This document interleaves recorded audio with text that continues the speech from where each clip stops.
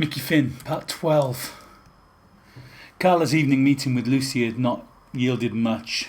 Lucy was still having doubts about the benefits of going to the police. It was frustrating, but that was how it was. Carla had refrained from calling her a selfish bitch, but only just. She had to remember what this woman had been through. Carla had nearly been drugged and raped. This woman had experienced it.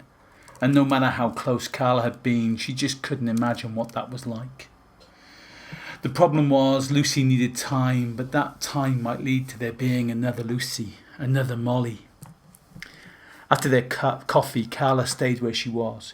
She'd had enough caffeine for one day, but she had someone else to meet. She waited patiently, preparing what she was going to say and wondering what she was going to drink. Claire was the third victim, woman. They chatted all afternoon on WhatsApp. Like the others, she hadn't wanted to give away too much digitally, but she agreed to meet for a coffee. Carla wondered what this one would bring, the same story from a different mouth or something different. Only time would tell. She recognised the woman as soon as she came in, but it took a while to place her.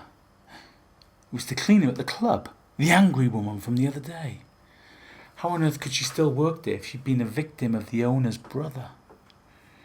She looked prettier today, about the same height and size as Carla and Molly and Lucy for that matter, but a nice feminine face, slightly made up. "Hi," Carla said tentatively, suddenly concerned this might be a trap. Was this the brothers getting to her somehow? "Hi," Claire said and sat down, looking around, making sure she didn't know anyone. Her face was impossible to read. "I've got information," she said. "When I found out why you'd come to the club, I just had to come and find you and talk to you." Carla was still wondering if this was a setup, but she listened carefully. Mickey's a wanker. He's always at it. But Matt's no better. In fact, if anything, he's worse. He's got the connections and supplies the drugs, not just to Mickey, but others too. Then he goes with Mickey. Rumour is he just watches, but still. Her voice trailed off. Carla couldn't believe her ears. How many?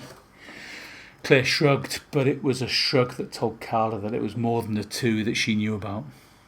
"You?" She shook her head again. "No way." She paused and then almost mumbled in explanation. "I'm their sister." Carla was shocked. She sat in silence trying to process this news. "Why are you telling me this?" "Because it had to stop." "Why not the police?" "I can't go to the police, can I? I can't snitch on my own family." "But if the police came to you?" Claire gave a small, almost discernible nod, signalling that she would talk to them. "I won't testify though. No way." Carla felt her phone buzz. She ignored it. Mickey's got pills at home. They're in his sock drawer, and there are some in the safe at the office. "If you tell the police that, they won't need me." She paused and fidgeted. "If they know I spoke to you, they'll kill me. And be careful. I think they're getting sick of you." She got up to go. "Thank you," said Carla. "Be careful," Claire replied, before leaving. Carla checked her phone. It was from an unknown number. "I know where you drink skinny latte." Carla smiled. She wasn't scared. In fact, this was exactly what she'd hoped for.